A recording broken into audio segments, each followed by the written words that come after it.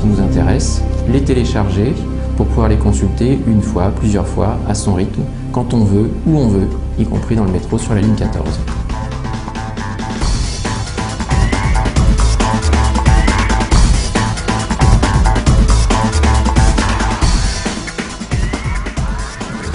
La question est, peut-on apprendre sur la ligne 14? Ou plus globalement, peut-on apprendre partout?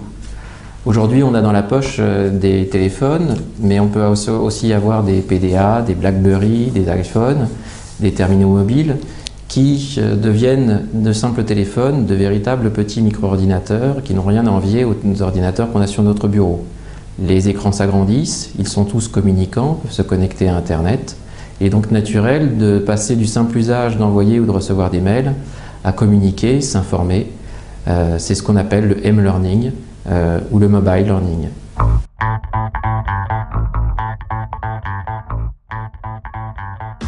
Aujourd'hui, les grands sites d'information, Wikipédia, Le Monde, passent tous leur contenu vers des formats qui sont adaptés à la consultation sur ces terminaux mobiles. On a aujourd'hui un des grands acteurs de cette consultation mobile, le bien connu iTunes dans le domaine de la musique, qui a ouvert un espace qui s'appelle iTunes University, sur laquelle on retrouve des dizaines d'universités américaines qui ont publié massivement des contenus généralistes équivalents aux cours dispensés dans les universités. Et depuis cet été, on retrouve une section française sur laquelle les premières universités françaises commencent à publier des cours également équivalentes à ce qu'on trouve dans les universités françaises.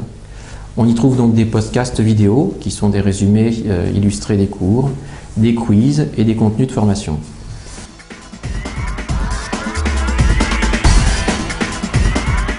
C'est relativement simple, il suffit d'avoir dans sa poche un terminal mobile de ce type, de se connecter à travers une connexion Internet sur les sources d'information, les sites du Monde, iTunes University, sélectionner les contenus qui nous intéressent, les télécharger pour pouvoir les consulter une fois, plusieurs fois, à son rythme, quand on veut, où on veut, y compris dans le métro sur la ligne 14.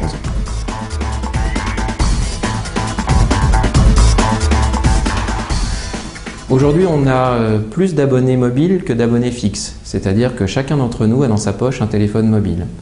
Dès les prochaines générations de téléphones mobiles, on va généraliser des accès à Internet, des écrans larges, comme c'est généralisé aujourd'hui sur les téléphones mobiles, le fait d'avoir un appareil photo pour prendre des photos n'importe où.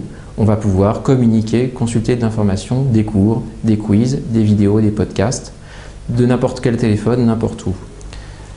Aujourd'hui, ça concerne principalement les nomades qui ont besoin d'être joignables et de pouvoir communiquer n'importe où en déplacement. Mais très progressivement, ça va s'adresser à monsieur tout le monde qui aura dans sa poche le moyen de connecter son téléphone à ce type de contenu.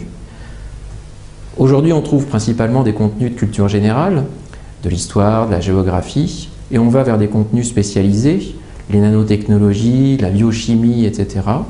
Et on va aussi bientôt aller vers des contenus métiers qui vont tenir compte de vos spécialités et toucher le monde de l'entreprise.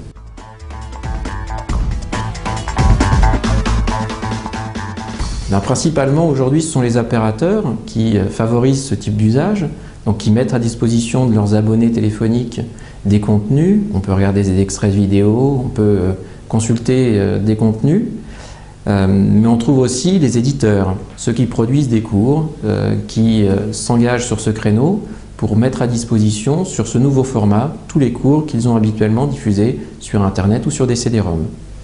Et puis maintenant, les entreprises s'y mettent également, c'est-à-dire qu'elles produisent pour leurs salariés des contenus métiers qui sont mis à disposition de l'ensemble du personnel. Et demain, peut-être monsieur tout le monde, comme on publie des vidéos sur YouTube, sera amené à publier des micro-modules de cours consultables sur le mobile learning.